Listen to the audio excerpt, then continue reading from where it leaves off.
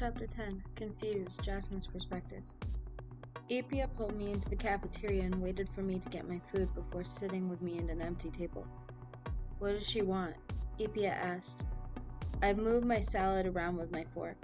She showed me, told me who she showed you who she actually was?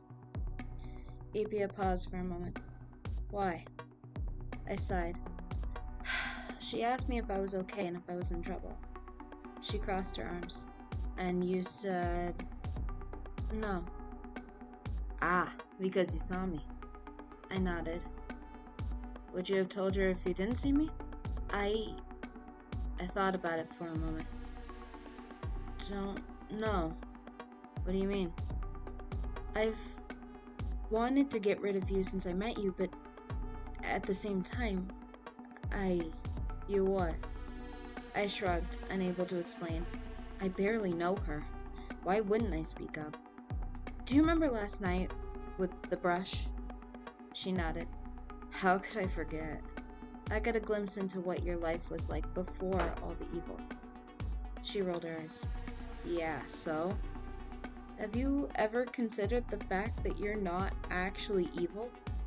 She burst out laughing. Oh, that's a good one. I'm serious. You never learned some basic needs from your parents, and from the sounds of it, you might have felt abandoned and unloved. She looked away. How would you know? You weren't born yet. I only know the tales we learned in history, but none of those books have your perspective. She mumbled. No one would listen. I grabbed her hand. What happened? She looked at me, surprised. Then she ripped her hand away, attempting to hide tears as she stormed out of the cafeteria. I sighed. Part of me believed that the story that said how Lypye killed Carl's father wasn't as accurate as I thought.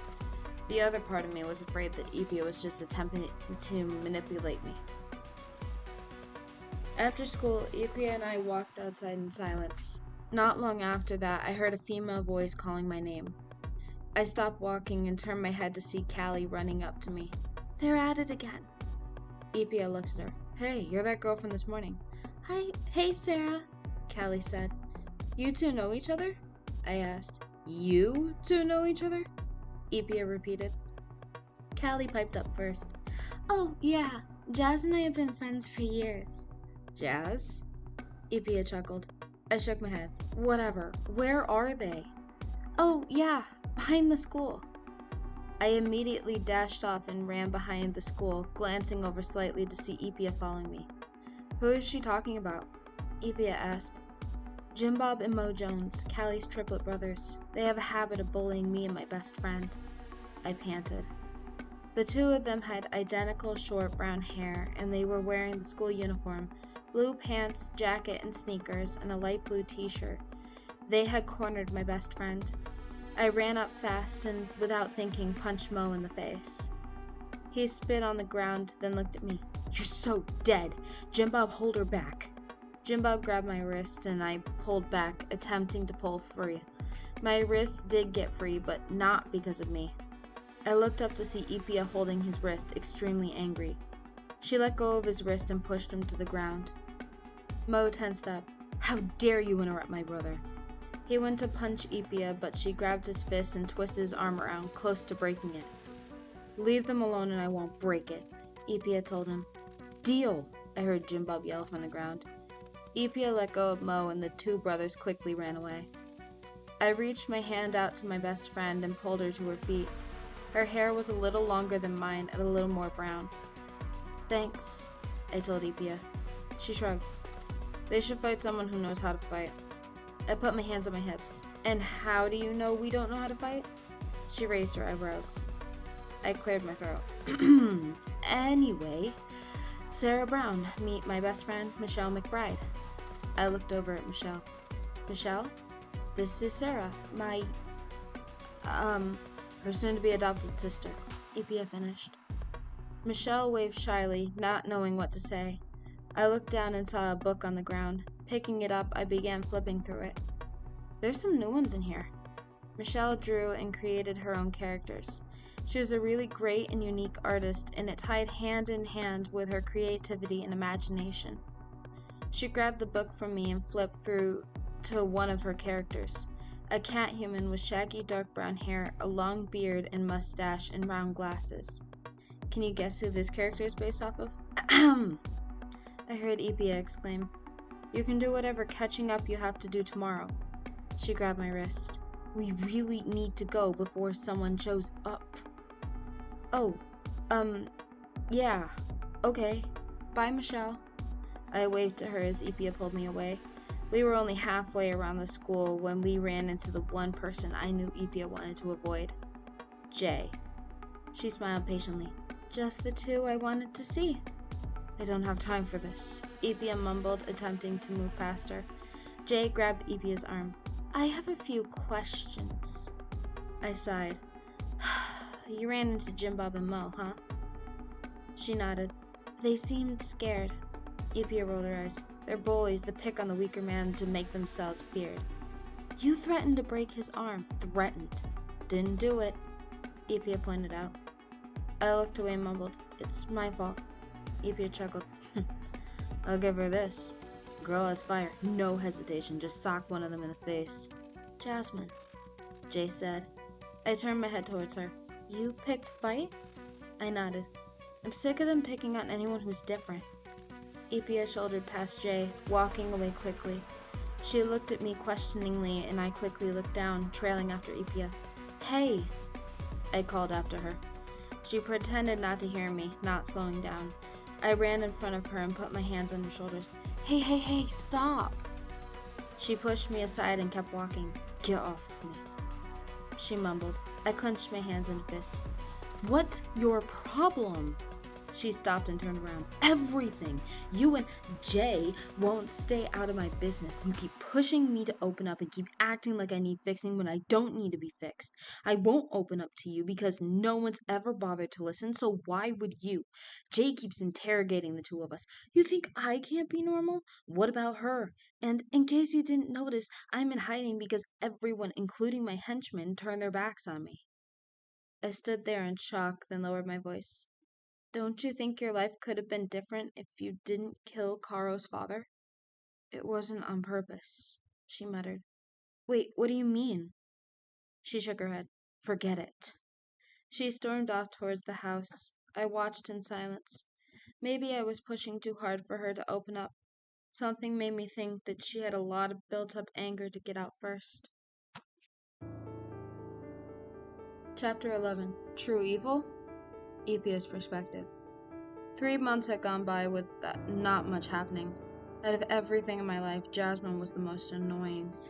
Even with all of her efforts to try and hide it, it's clear that she was looking at me like a lost kitten. She kept trying to do things to gain my trust, then she'd get mad at me when I wouldn't budge. The reality of everything was that I simply didn't want to open up to anyone. No one had ever bothered to listen to me. Why start now? I walked down the stairs wearing black sweatpants and a spaghetti-straped pink pajama shirt that exposed a little bit of my stomach. My hair was up in a most messy ponytail. I heard a humming in the kitchen and walked in to see Jasmine frying some eggs and Nicholas sitting at the table.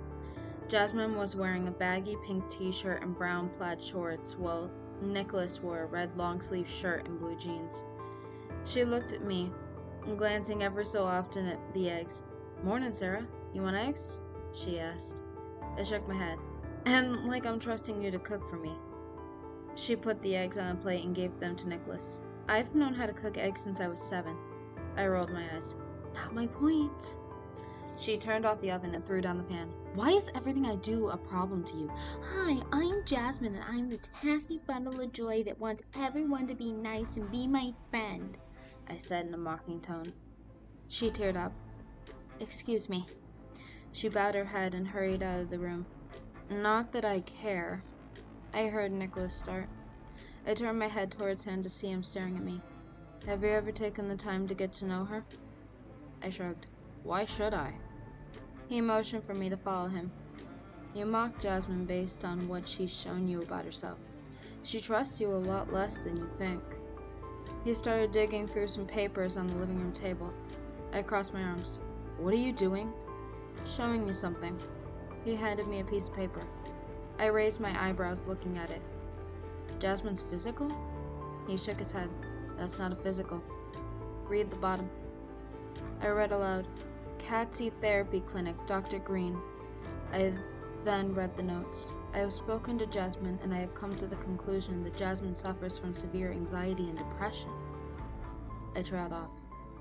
You know those long walks she takes every Thursday? I nodded, and he continued. She's actually going to talk to this therapist. I stayed silent, unable to speak. I've been so wrapped up in my own problems that I never considered hers. Jasmine was trying to get me to open up, not because she wanted to judge me, but because she knew that I was hiding my suffering. I folded the paper and put it into my pocket. I'll talk to her later. Hours had gone by before I built up the courage to try and talk to her. I don't know what I was so nervous about. Talking to her should be easy by now. I knocked lightly on her door before opening it, but she wasn't there. Slowly walking downstairs, I noticed Nicholas working on a puzzle. Hey, have you seen Jasmine? I asked.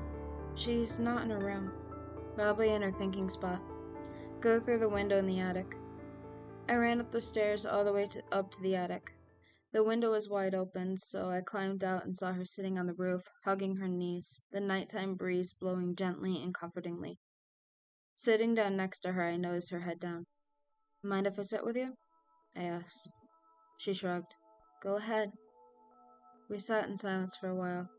I was curious, more than anything. I knew why I was upset, but how this girl that I've only known to be cheerful was hurting so much, I didn't know. I'm sorry, I muttered. I should have gotten to know you before assuming anything. What do you mean? She asked, finally looking at me. I pulled out the paper and showed it to her. Can I ask why? She broke down and started crying. My dad walked out before I was born, and my mom works multiple jobs, so I've always had the responsibility of helping her care for Nicholas. I feel like I constantly have to put up an act at school as the tough one and cheerful one. I don't usually have time for myself and Nicholas, and I have to take turns going to the store for food. She wiped her tears. I know I'm loved, but I still had that thought creep up in my head that I'm not. She took a deep breath. To be honest, sometimes I don't know why I'm upset. Feels like my brain tricks my heart into feeling guilty for feeling happy. I didn't know. I hugged her, but I'm willing to start listening when you need me to.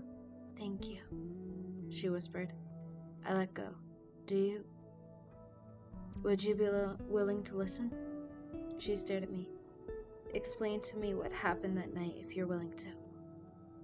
I took a deep breath. As you may know, it starts on the same day that Jory and Lypye introduced the Syara team to the gods. I had told my mom I was going outside because my head was hurting. King and Kim happened to be at the border of the gods and immortals' worlds, being that I unknowingly crossed the border. They chatted with me for a while, and Kim, who once had my powers, saw my potential. The only way people saw me was as evil, so I should be who everyone says I am. She was pissing me off. I wanted to blast her with my powers, but I held it in. Eventually, my patience had worn out, and I went to blast her, but something happened. Carl's father, had jumped in the way. I closed my eyes and took a deep breath. It was never my intention to kill anyone. I didn't know the strength of my own powers or what they were truly capable of because I was never allowed to use my powers. What happened after that? She asked. Pantheria and Joria had found me kneeling next to Car's lifeless body in shock. The two of them hauled me back to the god world and explained what they saw. Without even listening to my side of the story, my mom and Joria convinced the gods to banish me from the god world and arrest me for murder. I sighed. Joria attempted to drag me to jail, but I escaped. Eventually, I sought out the help of King and Kim. King was the brains of the operation, and Kim showed me how to harness my powers. Karo eventually joined us, not knowing that I killed his dad, and we were a quad to be reckoned with. I became the goddess everyone thought I was. and you solidified yourself with enough anger to avoid feeling anything else," Jasmine finished. I nodded. We stayed silent for a while before Jasmine piped up again. "Do you remember at lunch when I asked if you've ever considered you're not evil?" "Yeah," and I laughed. "Why?" "Do you know why I asked that?" I shrugged. "Because I'm still a goddess and not an immortal? She started. "I took that into account, but you can still be partially evil without fully succumbing to it." She grabbed my hand. "Here's my analysis. When I introduced you to the hairbrush, I had to help you, which took convincing. A lot of your actions seem to be driven by anger, not evil. There's a lot of built-up anger, and that keeps being your default because you've never been taught to feel any other emotion." I pulled my hand away and closed my eyes, taking deep breaths. "Hey," she continued, "if you need to cry, do it. I won't judge. It's healthy to let it out, not a weakness." "No," I said. "I never cry." I stood up. "Come inside when you're ready. Maybe we could help your brother with his puzzle." I walked back through the window, holding in tears. A new perspective was opening up to me, one I never thought I'd care about. Jasmine was hurting like I was. Completely different circumstances and reasons, but still, hurting all the same. Nicholas was right. I should have gotten to know her. She also managed to get me to question myself. Was it true? Or are my actions just based on my anger and not a will to be evil? Am I truly evil? She was right about one thing. You can have evil intentions but still have hesitations or feelings of regret. I think I've had those feelings all along, but tried so hard to bury them.